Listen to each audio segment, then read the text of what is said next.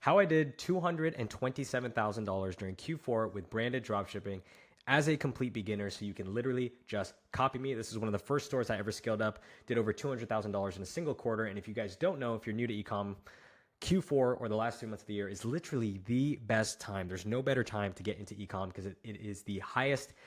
It is the season of the highest buying activity. So I'm going to be breaking down in this video exactly how I did this. And we're going to cover my 4-part step-by-step process to launching a 6-figure branded dropshipping store this Q4.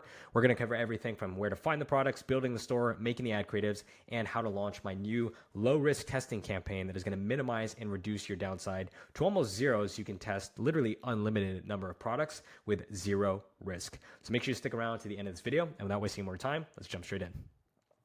Now, the first part of building a successful branded dropshipping store is, of course, having a product to sell. So there's several ways to find the products that you need to sell. Now, a couple of my niches, and I have dedicated YouTube videos all over my channel. Some of my favorite niches to sell in: skincare, beauty, makeup, pain relief, women's clothing. The main thing with finding a product is you need to pick a product that people actually want to buy. So that's number one. And then number two, you need to pick something that is already proven to work. As a dropshipper, you do not have any of the things that a brand typically has, like your own content, your own assets, control over the product, your own manufacturing, your own shipping, that give you a competitive advantage. And so there's a lot of ground that you can make up for that with having a product that is trending. So just by finding something that is popping off or something that's proven to work and just taking a small piece of that pie is enough to build a 6-figure business around and eventually transition that into a full-on brand. It is much easier to take a piece of someone's larger pie than it is to create the entire pie by yourself. So there's a couple of ways that I like to find products. Number one is using the Creative Center or the Meta Ad Library. I've been really liking the TikTok Creative Center as of late because TikTok, as you guys know, is the kind of thought leader in the space organically in terms of what content is working well on social media, what products are working well on social media. It all happens usually on TikTok first and foremost. So I've been using the Creative Center. Within the Creative Center, you can filter things like the countries, different industries. You can see how much engagement creative has gotten. I typically will do last 30 days so I can see things that are popping off and getting a nice big momentum spike this way and going up and trending up, and usually sift through products there and pick products that are within these specific niches that I like to sell in and just try and find things that are working. That way I can just build the store, make the creatives, and just siphon some of that demand onto my product. Now, the second way that I like to use or that I like to do product research is using a tool called AutoDS. And there's tons of spy tools out there, but AutoDS has quickly become one of my favorite ways to do product research. And I'm going to show you why here in a second. All right, so I'm inside AutoDS, and I know most people think of AutoDS as a fulfillment app, but they actually have a handful of really, really useful product research features that I use on a consistent daily basis. The first of which is going to be this ad spy tool. And then I'll very simply type in a keyword in a specific niche that I want to sell in. I have been really feeling like, shapewear as of late. So I'll throw in something like that. The advanced results or the advanced filters here. I'm going to set my creation date to the last 30 days. And then I'm typically going to set the views to at least more than 50,000 because, again, we only want to see stuff that's really trending and really getting a lot of momentum because that means it's working and we can very easily replicate that for our own business. Now, I'll typically just scroll through and start looking for potential products that I could sell. Immediately, this one sticks out. It's got 20,000 likes almost, 350 plus comments.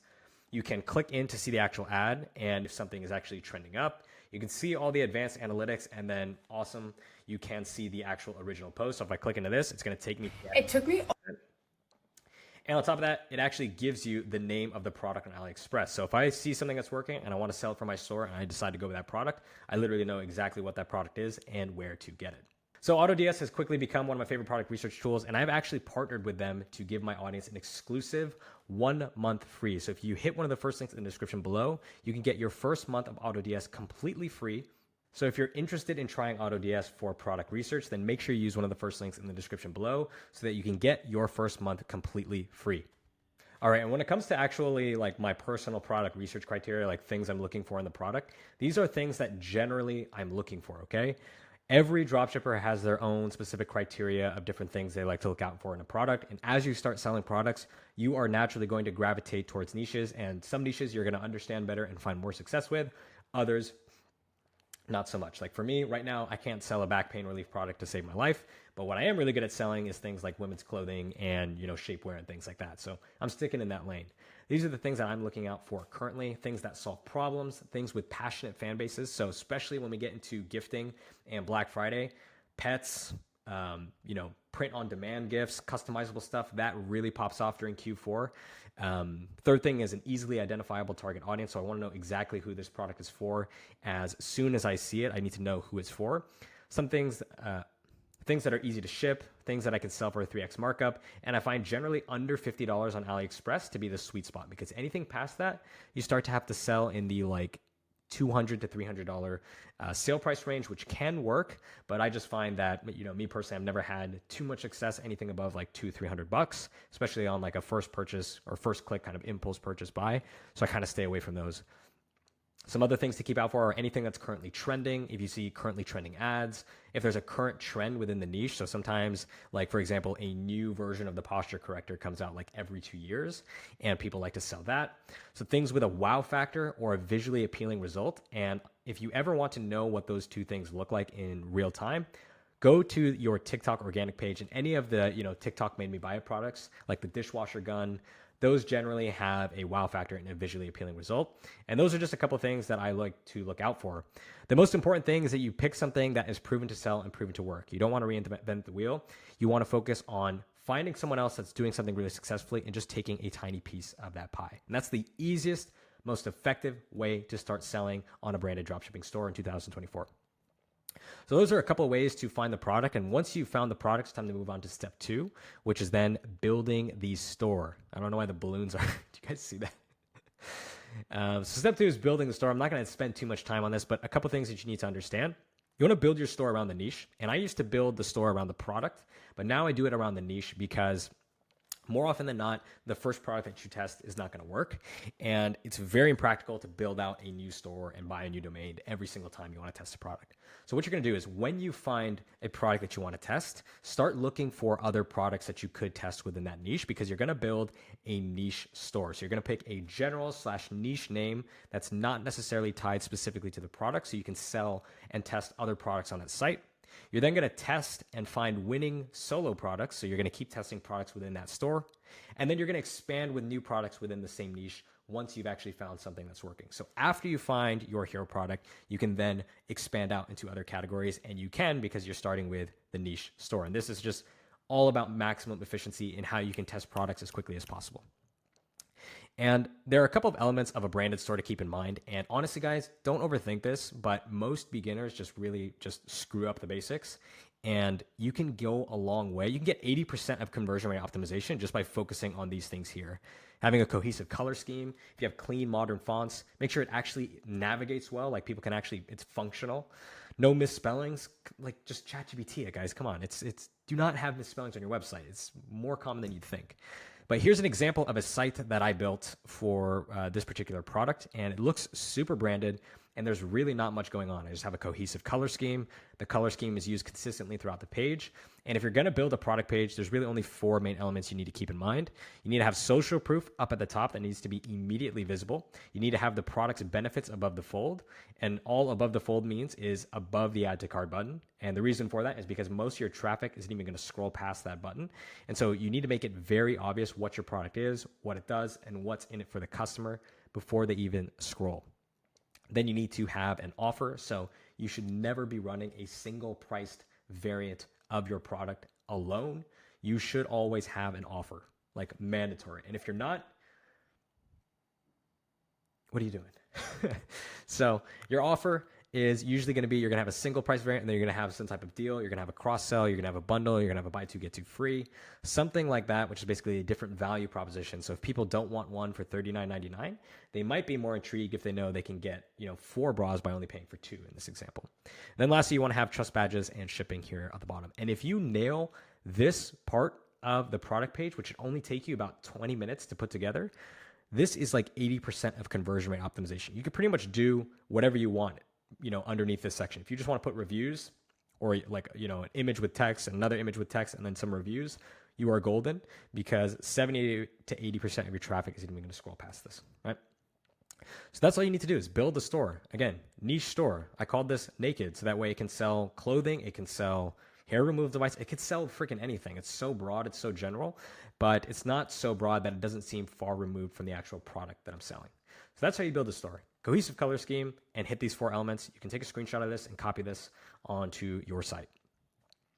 So once we've completed step 2 and we've actually built the store, step 3 is going to be making the creatives. Now, this is one of the most difficult things to get right for a beginner because there's a lot that goes into making a winning creative. But the most important thing is that you understand that the creative is how we deliver the message to our audience that's going to directly impact the behavior before they get to our site. So you have to think about, you don't just want to get clicks to your site. You have to think about what is the quality of those clicks, or what is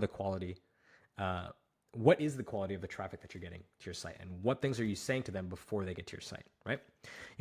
A very simple definition. So it's basically an emotion or something that people want, because people don't want your product specifically. They want what they think your product will give them.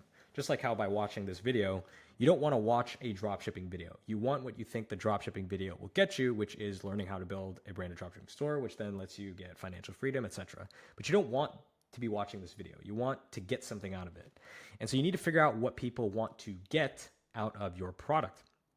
And the easiest way to identify that is by leveraging AI to completely shortcut the process. So all you need to do is open up ChatGPT, ideally GPT-4 because it's way better than 3.5, and feed 20 to 30 reviews into ChatGPT for your product. Take your competitors' reviews, take Amazon reviews, just get reviews for a product. If it's not your product exactly, get reviews for a very similar product that does about the same thing. And then you literally just ask it for the main mass desires. So you feed the reviews, you say, I'm going to ask you some questions, and then you ask it for the 5 main mass desires. So I did this for this bra, and as you can see, I got things from people wanting or women wanting bras that feel so comfortable they forget they're wearing it, all the way down to wanting to eliminate something like side bulge and create like a smooth, seamless silhouette underneath different clothing. So a whole range of mass desires, but now you know what people want to get out of this product, which means now you can create the creative that's going to prime them to think that when they get to your site, they're going to get what they want out of your product. So now you can take this and create multiple creatives in different formats and to go over the most prominent mass desires, right? So you can start by making UGC video ads. Very, very simple. Use this framework. I have a separate video on my channel that I'll link below this video that goes in depth on how to create the creative. But from a very high level, you want to have a hook to grab people's attention. You want to have a body, which is showing off the product, showing the benefits, showing people using the product and getting use out of it. And then having the close, which is basically just your offer, right? Closing the deal. Once you've hooked them in, you've shown them what the product does, and they want to buy it, now you give them an extra reason to actually click the button and go buy now. Then you can also make 3 to 5 image ads as well, and I've chosen some very, very pixelated versions to show you here.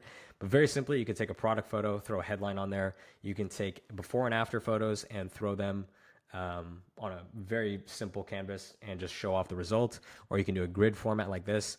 Really, images are extremely simple to create. Just take product photos or lifestyle photos and slap up a headline that's related to your desire. So one of the desires for this particular product was women not wanting to have to shave every single day to be hairless. So I said, can't believe I don't have to shave anymore. Very simple. With Meta, you can make both videos and images. So make a mix of content because different content styles are going to resonate with different types of people. Someone might see this and be turned off and scroll away, while another person might see a creative like this and decide they want to buy, and vice versa, right? So you're giving yourself even more chances for success by creating a diverse content style because you're maximizing the chance that you're going to resonate with different types of people inside your total addressable market.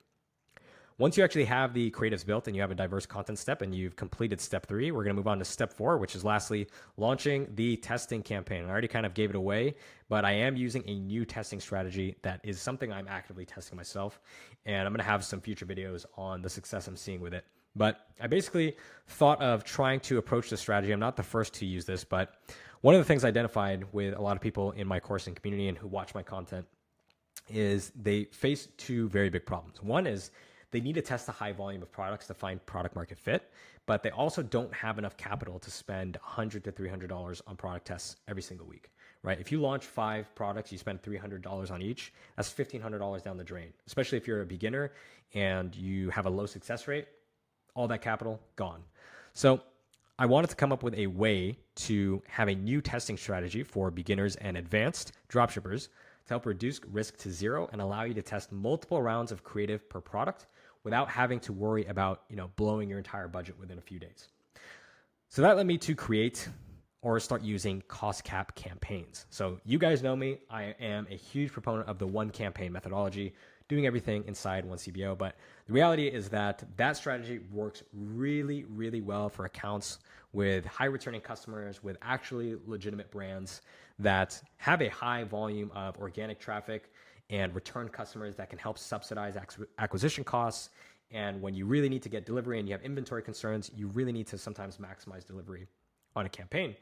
And cost caps don't allow you to do that. So they're not a good fit for brands, I would say. But for dropshippers, they are fucking perfect because you can launch as many campaigns as you want, launch as many creatives as you want, as many products as you want. And there's literally zero risk if you set the cap correctly because you will not get delivery unless you are going to get a conversion. So what you're going to do is launch an ABO campaign. You can throw all of your ads into one ad set. I have been separating out images and videos. I've tested out images and videos in a single ad set. It really doesn't matter in my opinion. I just find that sometimes the images don't get spent if I throw them into a video ad set or I throw them in with videos. So sometimes I'll separate them out. But the structure is very, very simple. ABO testing campaign, the daily budget, set it to the maximum you're willing to spend at break even or a minimum of $100. So if you are willing to spend $1,000 at break even to get conversions, feel free. But $100, I would say, is the minimum. If you can go up to like 200, 250 just to get some more data, because if you're setting your cap correctly, you're not going to get spend. But be careful. Even though I just said 200 to 250, like just saying that, I just realized that's actually bad advice. Do not do that. Set it to $100, and you can go higher than that, but just know that it has to be the maximum you're willing to spend at break even. And then very simply, you have two ad sets, video ads in one, image ads in the other, broad audience, put the countries that you can ship to, Big Four or EU, whichever you prefer. And then you set the cost cap against your break-even CPA. And the break-even CPA you're going to factor in is the break-even cost per purchase on this single priced variant. So one thing that I did and tested in the past was setting the cost cap against the higher price variant. And what I found was I just ended up blowing my budget and I should have just been running, lowest cost. So set it against your single price variant. So if you have a $40 product and it costs you $10 to ship and get it to the customer, $30 is the CPA target that you're going to set here. So it's a very, very strict break even cost per purchase. And the reason why we set it at break even is if you launch a bunch of creatives on a product at your break even CPA, and you're going to leave this running for at least 3 days. And I'll put that here as well. Leave.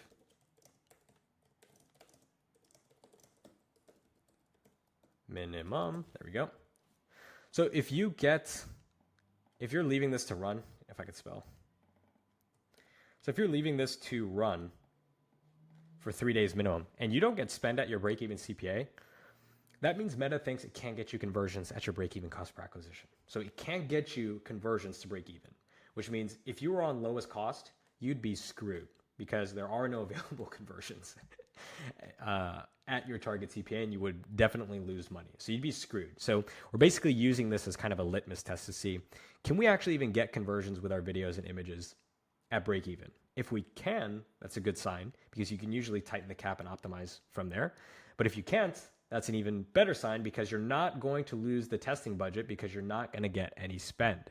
So hopefully you can see the benefits, right? So if you're not getting spend on a break-even CPA, great. You are going to save a ton of money in the testing process that you otherwise would have lost if you're running on lowest cost. If you can get conversions at break-even CPA, it's like fantastic. More often than not, you're going to come underneath that break-even CPA and you'll actually be really profitable on the testing campaign. So leave this running for 3 days. If you're not getting any spend, it's usually a creative issue. If you're getting spend and you're actually breaking even, you can then tighten the caps, introduce new creatives, or test a new offer. If you are getting spend on your break-even cap and you are not converting and you're not profitable, Meta thinks that it can get you the conversions, which usually means the creative input you gave it is actually really good, but you're not closing the deal on the product page or on the landing page. So you can optimize your landing page. You can try a listicle or an advertorial. I would let it go for another 3 days. If you're spending, because if you're spending, Meta thinks it can get you the conversions. There's just, something not quite clicking, and it's more often than not going to be on your product page, because if it's a bad creative, you're just not going to get any spend. But that is the new testing strategy that I'm demoing. I've got a couple of videos planned in the future later on in the next couple of weeks that are going to demonstrate some results that I'm getting with this. But this is how I'm testing every single product now, because it basically eliminates all of the downside that typically comes with running lowest cost. And it gives you a huge advantage, because I'm testing like 3 different products right now, set my budgets, set my cap, and I can close my laptop, and I don't even have to stress, because if I get delivery, it's going to be at Target. If not, then I save a bunch of money. That is the 4-step process, guys. That is going to conclude this video. Let's do a quick recap of everything that we talked about. So the 4-step blueprint, starting a branded dropshipping store this Q4, which is literally the best time to start a store, is very simply finding the product, right? So finding something that's proven to work, so that way we can take a small piece of someone else's larger pie, which is the easiest way to start a dropshipping business and a successful e-com brand.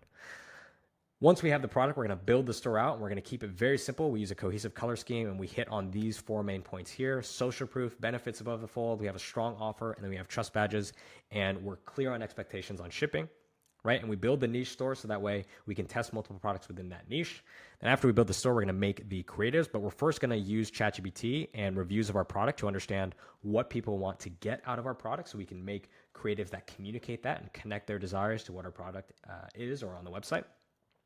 And we create multiple creatives in different formats. So I'd make a couple different images, a couple different videos. And then once you have the creatives, you can take all those creatives and throw them into a very low risk cost cap campaign and start testing straight away. You leave it running for 3 days minimum. If you're getting delivery at Target, great. You can start to scale that campaign up. And I have a couple of different scaling videos on my channel as well.